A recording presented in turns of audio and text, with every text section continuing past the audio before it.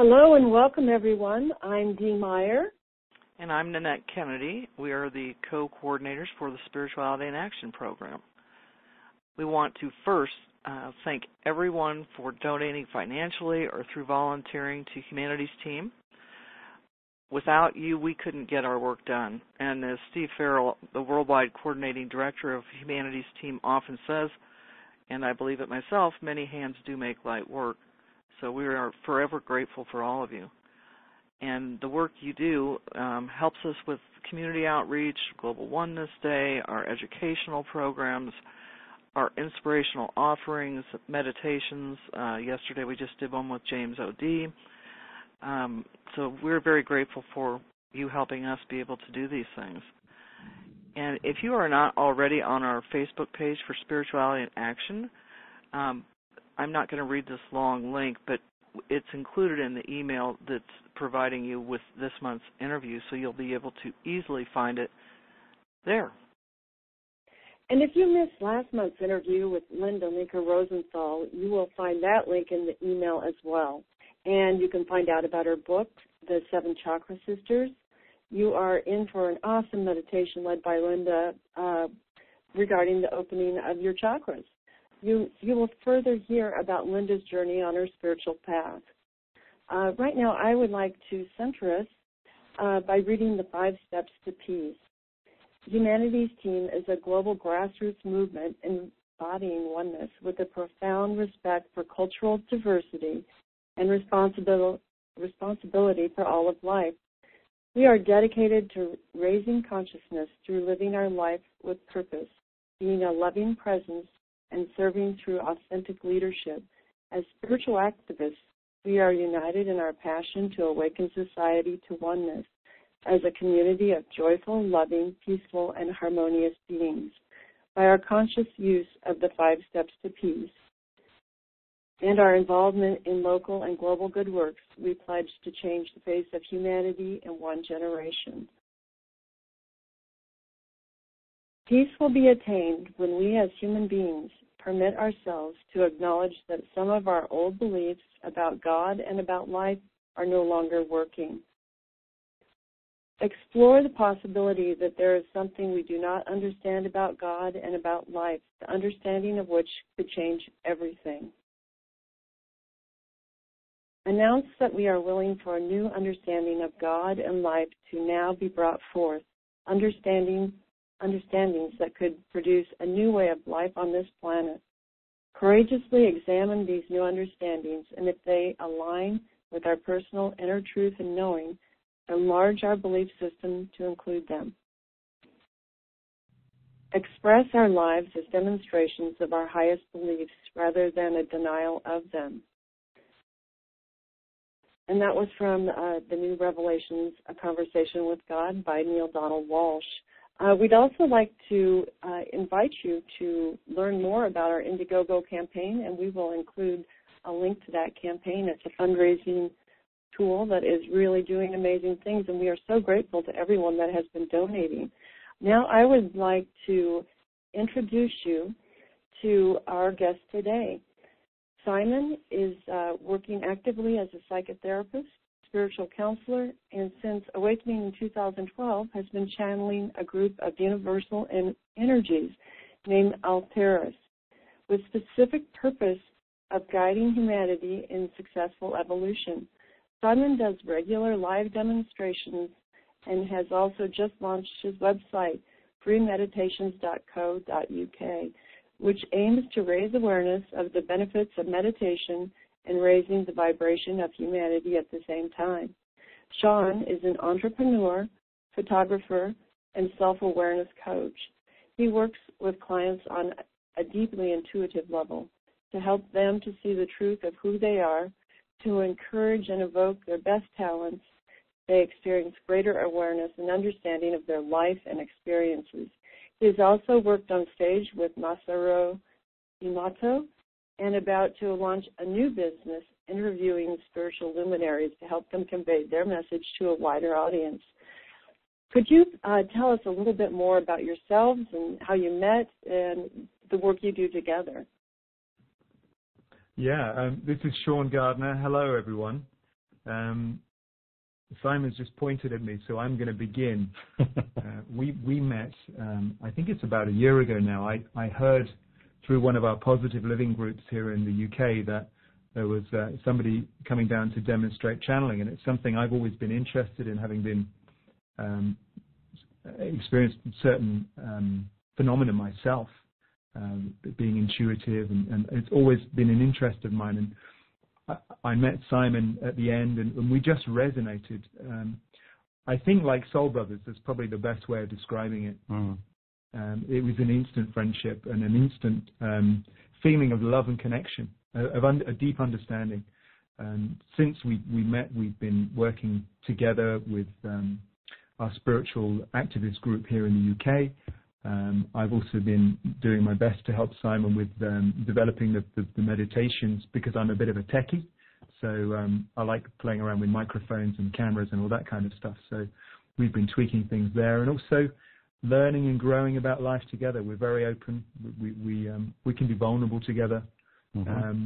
We also discovered fairly quickly after we met that we both were adopted as tiny babies, which maybe created some of that resonance between us. So, Simon's now a great friend. I love him dearly, and he always gets a great big hug when I see him. I'm just enjoying life, just flowing with what's coming, what's creating itself in front of us. We met Sean back in, it was 2012, I think it was, down in Bournemouth. And, talk about an awakening in 2012. That, I think, was when there was a deepening of what was already awake. And I think, we need to, I think, acknowledge that we become awake as soon as we become human beings. But it's the journey of life, and I'm just really enjoying it. Just really enjoying the connection with Sean and everything that's going on here in the UK to raise, humanity's vibrational frequency, so that we as a collective can experience peace and harmony here on this planet in our own lifetime. Well, this is Nanette, and one of the questions I have, and I know before we actually began recording, we mentioned that our audience ranges from beginners to people that have been on a spiritual path for a long time.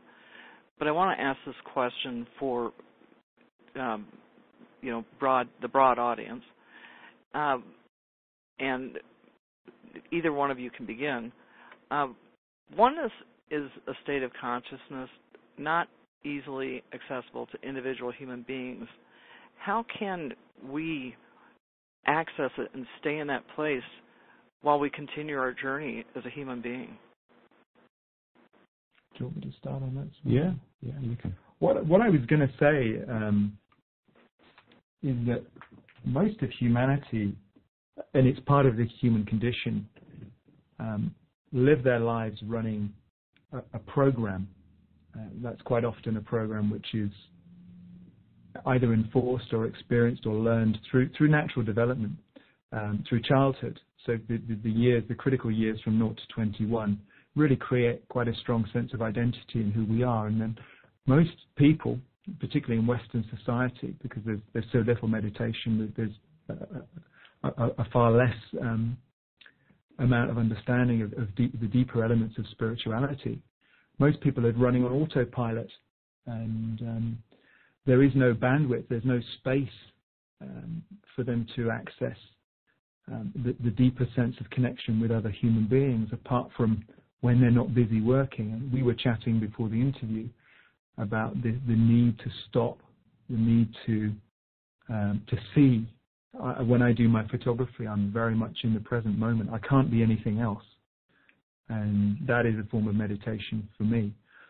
So what I'm saying really is that most human beings that we experience, because of the way our society is, are not even aware of oneness and the connection with other people, apart from their close-knit friends and people they're maybe in contact with via Facebook and other social media sources. Simon, have you got anything to add to that? Yeah, I think what's important in terms of answering the question, how can a human being be a human being and oneness at the same time. It's a very difficult concept to integrate within the nature of what you would call a life. But there are kind of really three, for me, aspects to it, and it depends on the expansiveness or the contractedness of your consciousness or your individuated awareness. So at its most expansive, then the universe and everything that's in the universe is oneness. That is what we say is oneness. And that's at its most expansiveness. Then when you come down to the experiences that we have as human beings, what we're saying is that there are two other levels. One is a level of being a human being, but being highly conscious of what is occurring in the nature of what you're saying is your life or what you are creating or manifesting, and simply allowing that, but being open and being trusting and accepting and conscious of what it is. And then there's an even further contractedness, which takes human beings into the concentratedness of their story that is their daily experience in life, but without the conscious awareness of what's happening. So they're just simply going along, feeling as if they are the experience and that there's no oneness or there's no higher consciousness within them.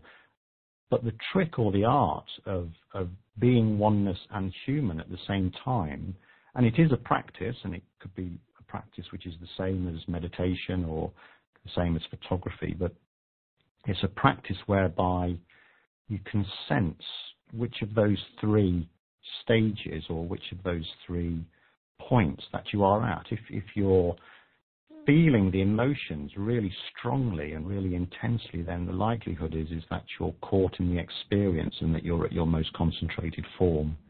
If you're viewing and seeing what's occurring and can see the feelings and emotions, then you're probably at that place where you're, at your contractedness, but with higher consciousness. But if you're simply observing what is occurring within the nature of the life that's presenting itself to you, then without judgment and without fear, then you're at that most expansiveness, which you call oneness. But you can be any of those three states at any moment in time simply by bringing your awareness to where you are. Oh, that's beautiful. One of the tools that I use daily is just reminding myself to see through love's eyes, and that's any situation. You can actually be looking at a physical object and see through love's eyes, but you can look at a person and see through love's eyes, which gives you this ability to shift your perspective. And you just have a deeper understanding. It's no longer your story. You just understand where they're coming from. So that's beautiful. Thank you. I've got a question. How do you foresee humanity coming together as one in a sustainable way? Shall I take that first? Yeah, Simon. Okay. So humanity itself is a vast range of vibrational frequency experiences and memories and actions and is, for want of a better way of describing it, just over 7 billion human beings that are living a life at various different levels here on this planet. So the idea that the whole of humanity can come together may seem quite utopian or may seem quite idealistic. But the reality of it is if each individual that makes up those 7 billion collective human beings are coming from the same space, are coming from the same resonant frequency, whether it's called love or whether it's happiness or whether it's a desire for peace and a harmonious way of living in the world, if we all connect up at the same vibrational frequency of love and happiness and peace, then that is what will transpire. If there is melee or confusion around what everybody wants, that, at one level there's the ego that's looking to survive and accumulate material objects. At another level there's the community-based way of being in the world, and then at another level there's a nationalistic way of being in the world. For me, there needs to be an ironing out and a kind of conscious opening of what humanity as a whole wants, because although within the context that the universe is oneness, then within the universe, humanity is oneness, and then within humanity, there's the individuals that make up humanity. So it's really all about understanding what we want, certainly firstly as an individual, as in a life experience, but also what we as humanity desire. And what we can do is use technology that is now emerging for us to be able to begin to understand what everybody wants as the collective experience. If I could just add something quickly to what Simon said as well. There is a sense, if oneness is going to become the norm, which I believe it can, maybe not as quickly as we would like in our generation, there is a sense of we have to forget what we think we are at the moment. We need to introduce a new sense of identity, because it is the identity of that people think that they're actually different. I mean, you go along to a ball game and you'll see a separation of people. One side believes they're this kind of supporter, and they'll dress in different colours, they'll wear different clothes, that they'll talk about different things, but actually they have so much in common with the other side, but they can't necessarily see that, or all they notice is the difference. So people have to start forgetting that, and that comes on a level of identity which people, I feel, are going to find very difficult. Certainly generationally, they're going to find very difficult. It's going to be as the new generations come through different education systems, through changing the way we look at commerce and business. Organizations like LOHAS, who are introducing more sustainable ways of operating businesses, to show that actually it's healthier, it's more enjoyable, it's more sustainable. It's not until people start to realize actually that they're safer, they're better off, accepting that they don't have to be separate and different from other people. But we're right onto the subject of attachment.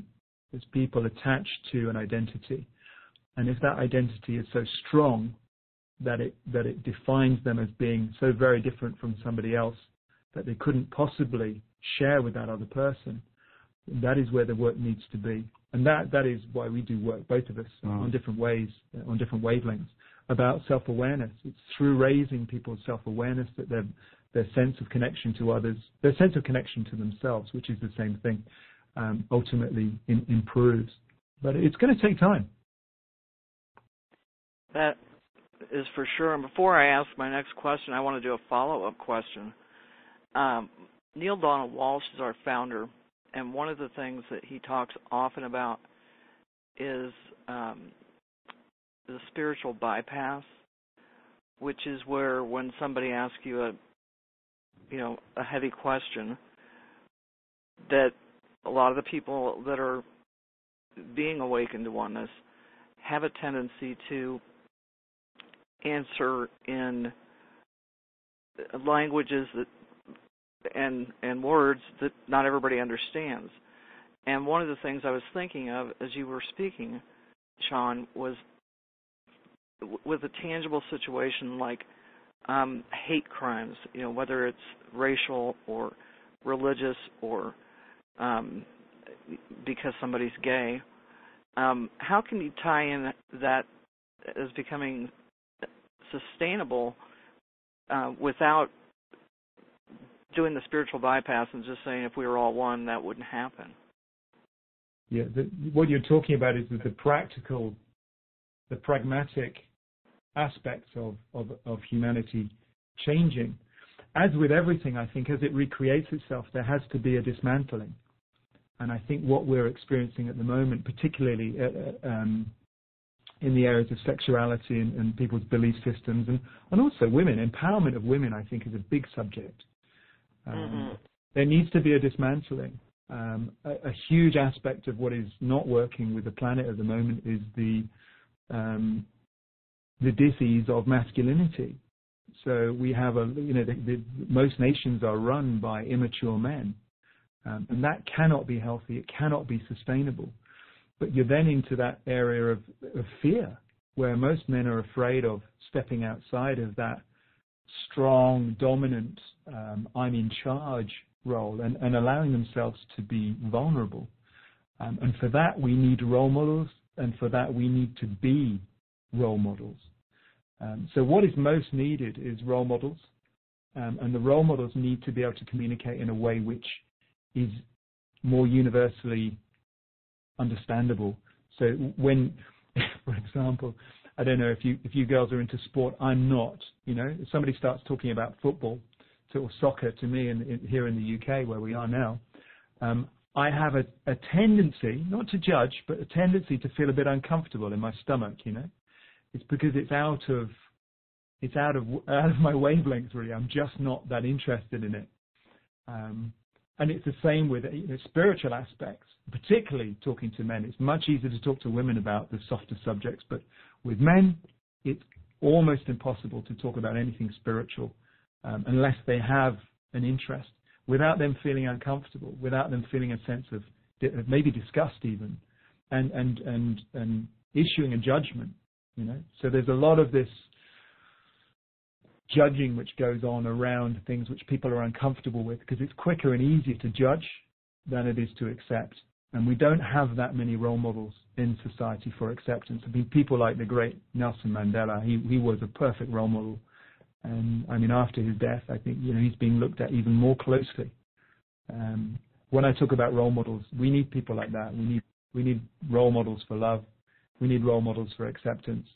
And when you look at the role models that we have currently in society, they're role models for commercial success mostly. Most movie stars and pop stars and sports stars, they are the role models in society, and we have to start looking at, is that working or not? Simon, have you got anything to add? Well, I think in terms of the use of the word spiritual bypass, you can probably remove the word spiritual and just use the word bypass.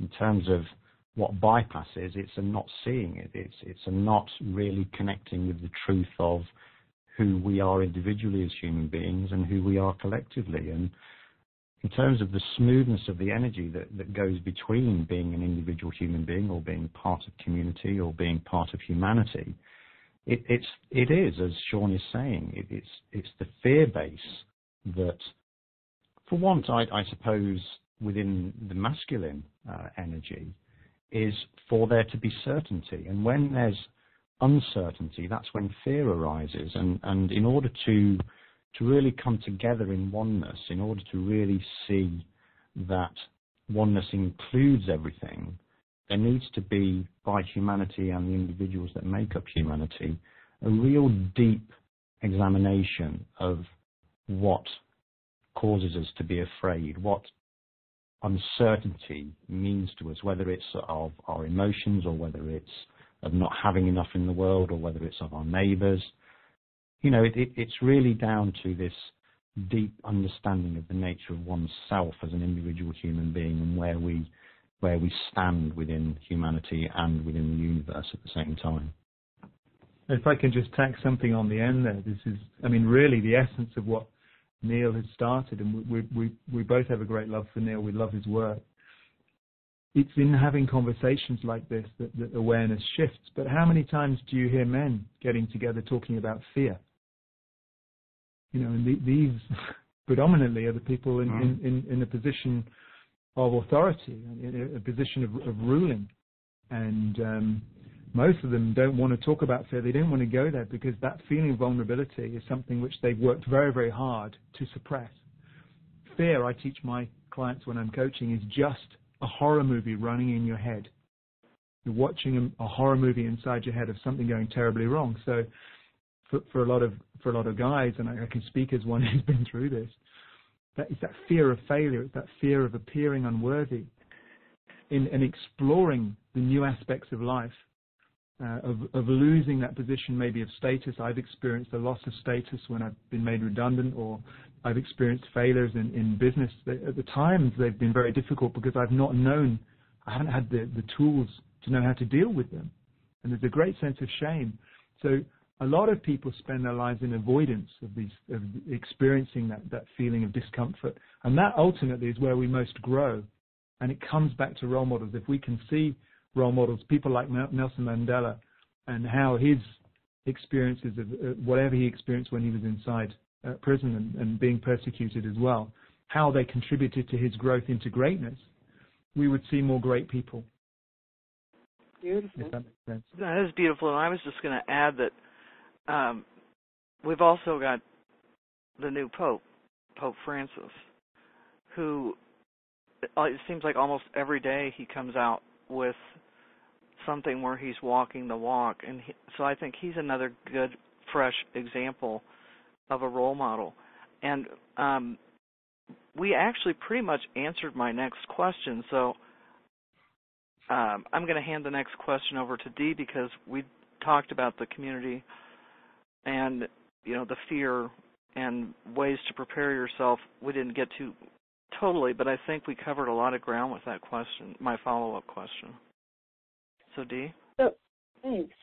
What is the transcendent purpose beyond that which is humanity? Where is humanity ultimately heading in its evolutionary process? Is there more than oneness?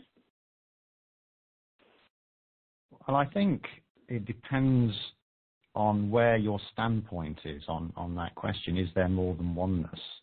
And when you say that or present that as a question, then the limited ability of the human brain to accept oneness as being the totality of everything, then there is only oneness, because, of course, you can always ask the question, well, what's outside of oneness?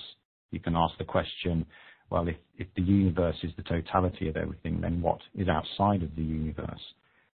In terms of there being oneness, oneness is the totality of consciousness. That's my experience of it.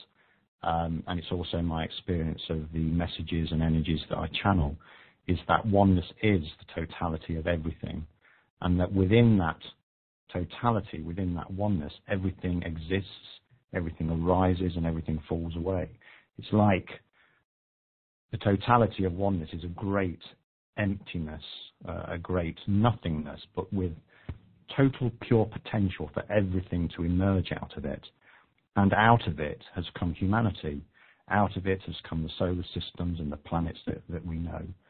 And it's what we do with that. It's not really, I guess, to question the totality of oneness and is there anything more than that. My view is that there isn't, because within the limited concept of the brain and its ability to understand, and of course we only use something like 5 to 10% of the brain, so who knows what it's actually capable of.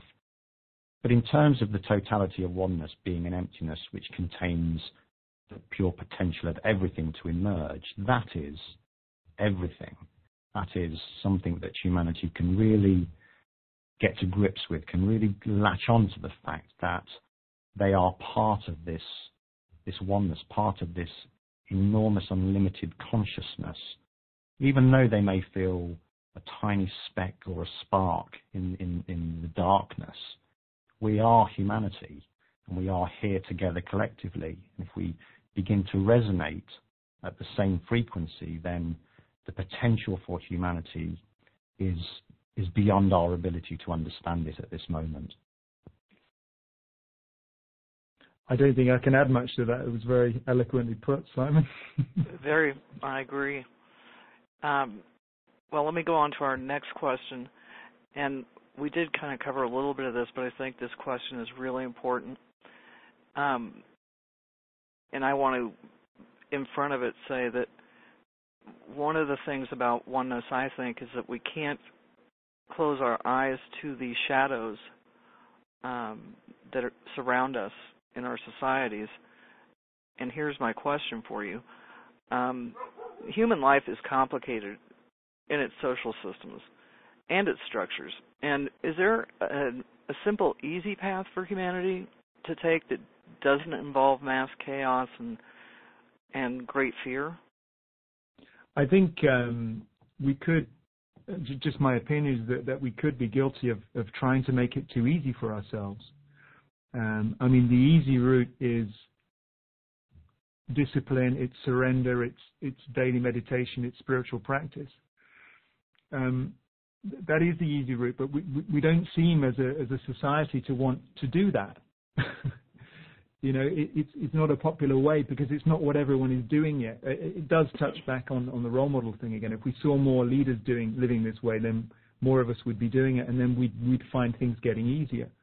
But again, it is dismantling is a natural part of the way nature works. It's the life-death cycle, and as we evolve, as we emerge as the new generations of human beings, there must be a dismantling.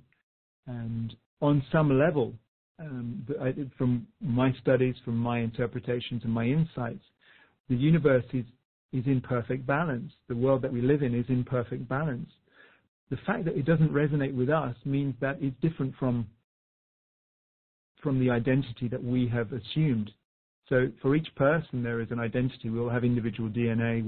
We're all born at different times. You know, astrologers would argue that we all have archetypes built into us which are waiting to come forth at different intensities at different times in our lives. So we have to accept that there has to be light and dark, and that every time we look at darkness, it's an aspect of ourselves. I moved to an area called Boscombe, which is on the south coast of England, from a slightly more well-to-do area. And a lot of people said to me, well, why are you going to live where the drug addicts are? And I remember saying to several people, well, how are they different from the wealthy people who are addicted to alcohol, other than the fact that they're more open about it? You know, it's so easy for us to look at other people as dark compared to us, but actually everyone has an aspect of ourselves within them. And it's when we start to recognize these things without judging, without having this internal reaction of disgust, without feeling that they're so very different to us, we feel the sense of separation. I think it's through acceptance. I worked in the slums in Rio in 2011. I spent a lot of times going in and out. They call them favelas. The word in Portuguese, Brazilian, is comunidade. They call themselves comunidades, which translates directly into community.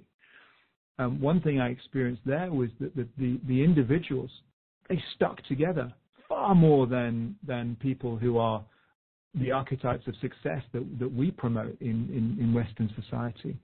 They do things together. They help you out. You know, if you need something, someone's there with it. And that taught me a lot. It would have been very easy to go into that environment and judge those people for having less than I do. But what I realized greatly was that part of their reality was driven by who they thought they were. They thought they were poor. They thought in a poor way. A lot of those people living in the slums in Rio and all over the world, but in particular in Rio, they have a heritage of being slaves. It goes back hundreds of years.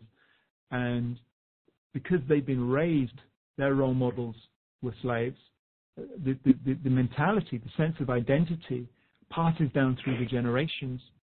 And it's not until somebody breaks that state with education, breaks that state by showing them a different way, that things start to shift. So we as individuals have to I keep coming back to the role model thing, but we have to keep coming back to how we're being, how we're perceiving other people in the world. And when we are in balance, when we demonstrate balance, then the rest of the world reflects that back at us. Anything to add to that? Beautiful. You know, and that's exactly the work of Humanities Team. We're inviting people to step into leadership, to do their inner work, and I'm just so glad that we've brought that in today. I think I have time for one final question, and then after that I'd love to invite Althea to come in and do a meditation. Does that work for you? Yeah, that's fine. Perfect. Okay. Yeah. So I'm used to doing this now. So. All right. So I think the question that we'd like to have our final question be is, how do you ask someone or how do you respond to someone who's asking you about oneness, and you know, if they don't get it and they're feeling very separate, how do you explain that? Well, the way I would explain it, and I think I go back to the word that Nanette used very early on in this interview, and it's the word love.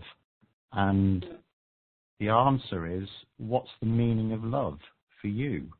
And if you have that meaning of love and an understanding that you are love and that you vibrate at that frequency, and it's that resonant vibrational frequency of peace and harmony and connectedness and community with your fellow human beings, then that is what you have in common with the person who stands next to you. That is what you have in common with your family at that particular level. There may well be, squabbles and arguments, particularly at this time, in Christmas time, but it tends to bring up that kind of energy. But underneath it all, when you truly look into, I guess, your heart, and you connect with that love vibrational frequency that exists within you, exists within each and every individual human being as part of humanity, and then extends out in its expansiveness to incorporate that frequency of love throughout the universe, throughout the cosmos,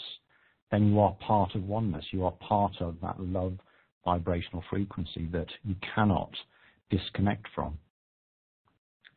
Yeah, if I can add something as well, the concept as well, that may be beyond some people as well, even a conversation about the cosmos, people can't necessarily relate to that, but what people can relate to is when they start to see species becoming extinct on the planet because of the way human beings have been behaving.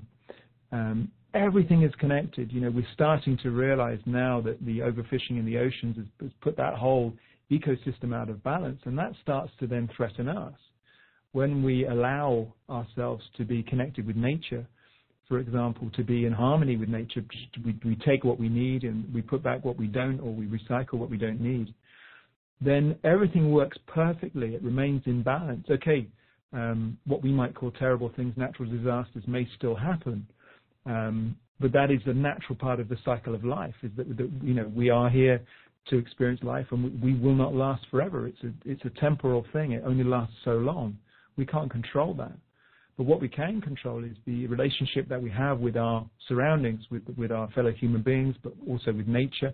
Everything is connected. Everything that we do, even boiling the kettle to make a cup of tea, changes on a very, very minute level the way our universe is operating, the way our solar system is responding instantaneously to every single input that's happening. So I would say to people, that everything we do has a footprint. It may be very, very tiny, but these things become cumulative. And when we are working as societies, as nations that are all behaving in a similar way because nobody wants to step out of the norm, we upset the natural balance, and then we experience that sense of imbalance. And in our society, we see a lot of addiction, we see a lot of depression, we see a lot of people suffering with relationships, and these are the symptoms, really. Mm-hmm. The cure, it comes back to what we've talked about in this conversation. So I think hopefully that covers most of it. It does. Thank you. And so before we go into meditation, Simon, would you explain all there is? Yeah. And then go into the meditation. Yeah. Well, they're pronounced, I think, Orthoris, but it is the play on the words all there is. No, that's fine, because that's the explanation, is that when they first came through and they were asked for a name, they said, well, there are no names, we're all there is. And so, obviously, we coined that phrase in terms of calling them Orthoris. And they are really a group of energies that come together that have been, I guess, attracted to this part of the universe, particular planet Earth, to stabilize and to counteract the negative influence of that, if you like, darker or shadow side of humanity, and to balance it, to give humanity the options. They're not saying humanity has to evolve. They're simply saying this is what you could do if, as humanity, you collectively desire to put yourself forward for evolution. So they're really a group of energies that blend together, come down through my physical body, and are starting to utilize the physicalness of a human body, and can move about and can talk and can drink. They're starting to eat. So it's really a total experience of the universe coming down into a physical body. Sounds a bit complex. Simon doesn't know a lot about what's going on when it happens, which is also very interesting. So there is no sense of Simon other than his voice being used, and a little bit of a Leicester accent as well, I've noticed. They also have a wicked sense of humour as well, which, it just makes it even more magical an experience. As Neil has had with his conversations with God, there's a lot of dry humour in that, and that is how it is. Yeah. Mm. But it's a really great experience. So I think Simon's going to... Yeah, so I'll I guess, disappear in the sense that Simon will disappear, but I'll bring Orthris through. So I'll just talk everyone through this now. What Simon is doing is he's relaxing, he's allowing a sense of his identity to disappear from his body, so he's completely open. So he goes very quiet, and then we just allow ourselves to go into a silence, and then the energy of Orthris will come through and speak to us.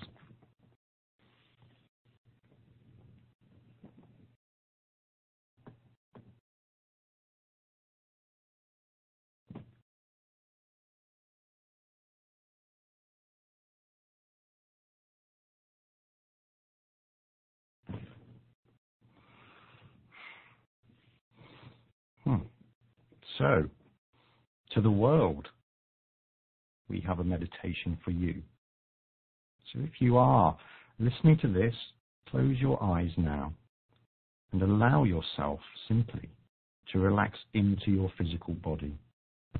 Just notice that you are part of the physical body, but you are not the physical body itself. You are consciousness. You are part of the totality of everything that exists. So just allow yourself to accept that. Just allow yourself to surrender to that as being what is, as what is occurring. So just settle and relax. As you feel your physical body relaxing, just allow yourself to connect with a spark of light, whether you feel it or whether you can see it within your mind's eye. Feel or see a spark of divine light.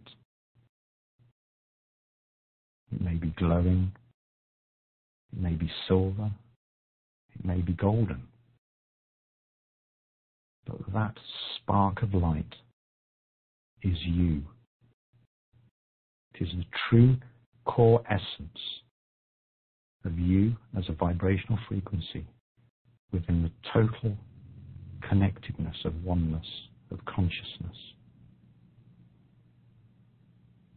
Now what we want you to do is to focus your consciousness on this spark of light. Allow the light to intensify. Allow the light to shine more brightly. Begin to allow the light to expand into a ball of vibrating energy. And as it begins to expand, as it begins to grow, in the distance and around you see other sparks of light. You see them beginning to shine more brightly. You see them beginning to expand. And they are expanding out of the humanness into that which is the total consciousness. These are your fellow human beings, expanding their consciousness through love and understanding. Feel yourself become more expansive. Feel those that are around you, those sparks of light, become more expansive and shine more brightly. And as you allow that to occur, the light from one spark, the light from one expansive shining, begins to merge with that of another. You are joining together. You are blending your light. And as you do, it intensifies the shining of 2 and 3 and 4. As you all come together as sparks of light shining in the darkness. And it is through this collectiveness that you, as humanity, can begin to understand and resonate at that vibrational frequency of oneness, that expansion. When you contract, you are individual. But when you expand, you are the universe, each and every one in your expansive nature, being the universe and seeing and feeling and experiencing all that there is. And allow yourself that magical experience of being everything. Everything is you. So just stay with that image of the growing expansiveness of the sparks of beautiful white light coming together, creating one shining energy called humanity. Allow yourself to be part of that experience. Allow yourself the desire and the understanding of the true potential of humanity when it comes together. In this time of your year, when humanity does come together to celebrate the nature of an individual human life, or also the expansiveness of the universe, whatever it is, that is your way of being at this time of your year. Allow your expansiveness to emerge and to shine.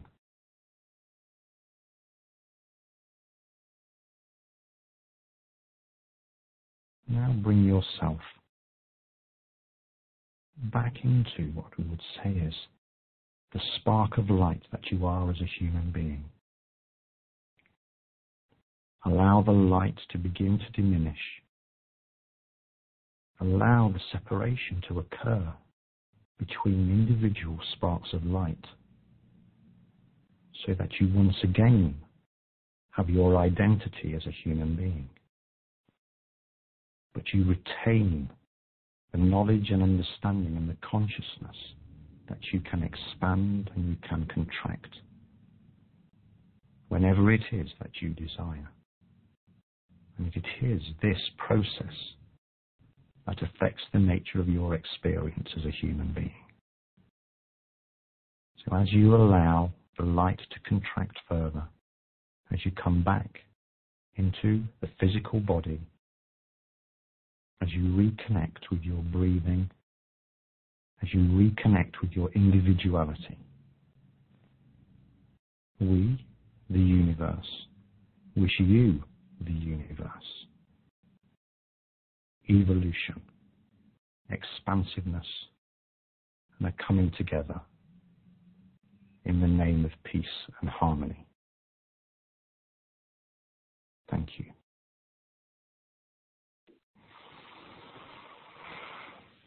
Wow.